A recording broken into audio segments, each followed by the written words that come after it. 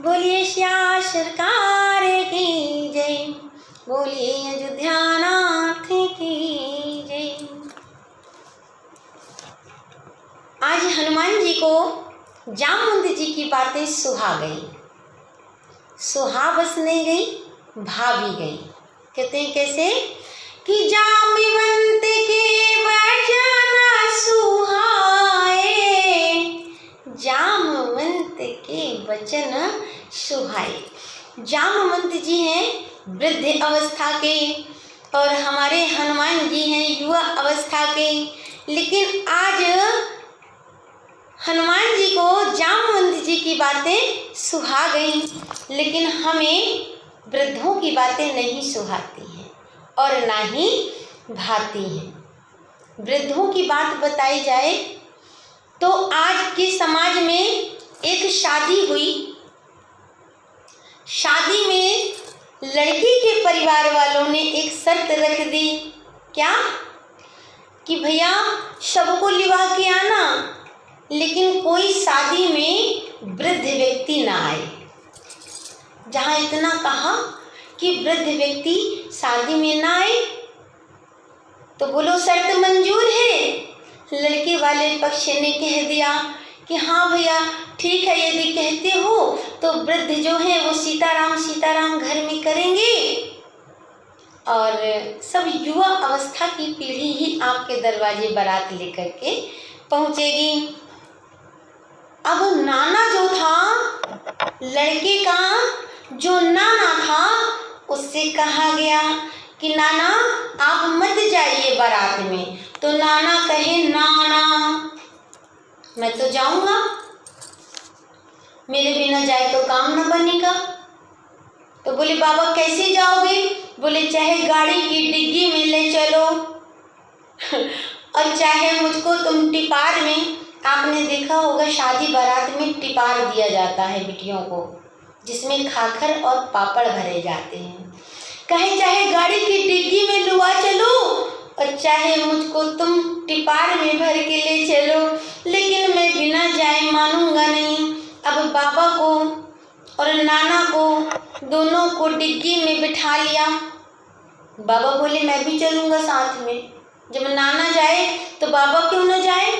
बोले ठीक है चलो, दोनों बैठ जाओ पीछे डिग्गी में। लुका छुपा करके बारात में गए और जैसे बारात दरवाजे में जाकर के खड़ी हुई और खड़े होते ही लड़की के जो पिता थे वो थोड़ा तेज रूप के थे।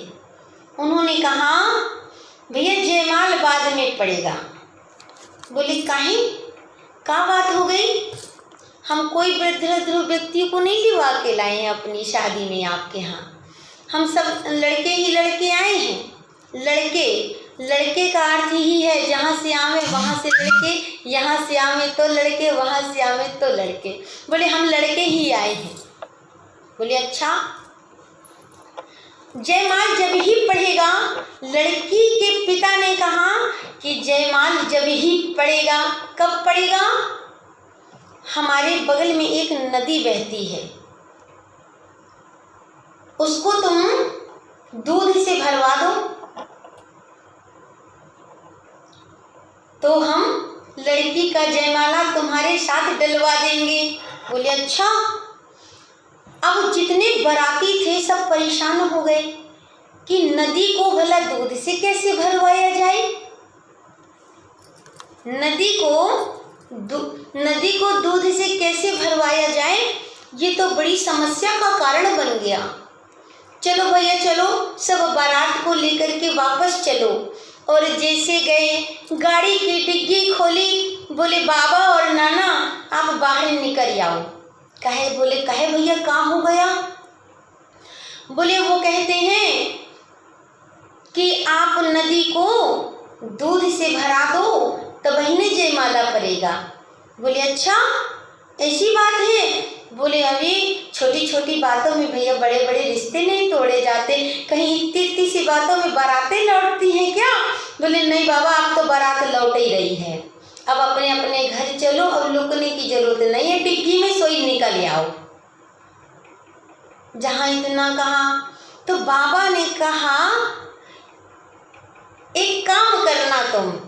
जब वो कह रही है ना, क्या कह रहे हैं कि तुम दूध से नदी को भरा दो, तो तुम भी जाकर के कह दो लड़की के पिता से कि तुम उस नदी को खाली करा दो और मैं दूध से भरवाई देता हूँ। और जहाँ इतना कहा तो जाकर के जितना युवा अवस्था की पीढ़ी थी सब जाकर के लड़की के पिता से बोले आप उस नदी को खाली करा दीजिए, हम दूध से भराई देते हैं। जहाँ इतना कहा उतने में ही लड़की के पिता ने कहा अवश्य कोई इसमें वृद्ध आया है, क्योंकि वृद्ध के अलावा यह इतनी बड़ी बात कोई सोच ही नहीं सकता है।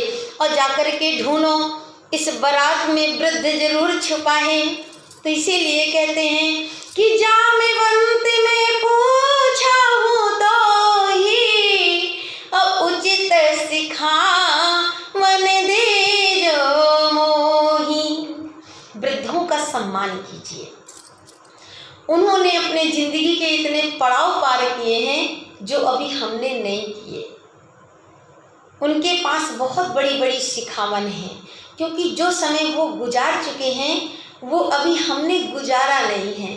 इसलिए उनसे हमें बहुत बड़ी बड़ी सीखें मिलती हैं। और जिनके सिर पर बुजुर्गों का हाथ नहीं होता, जिनके घर में बुजुर्ग नहीं रहते, उन माता पिता से और उन बच्चों से पूछिए कि उनका जीवन क्या होता है। इसलिए अपने घर के बुजुर्ग माता पिता का खूब सम्मान कीजिए, इसी से ही हमारे ठाकुर जी प्रसन्न होंगे। आज के लिए इतना ही। बोलिए श्या सरकार की जय। यदि आप मेरे चैनल में नए हैं तो मुझे आप लाइक कीजिए एवं सब्सक्राइब कीजिए। बोलिए श्री सीताराम नाम सरकार की जय। आप सभी श्रोताओं को मेरा सादर प्रणाम। जय श्री राम।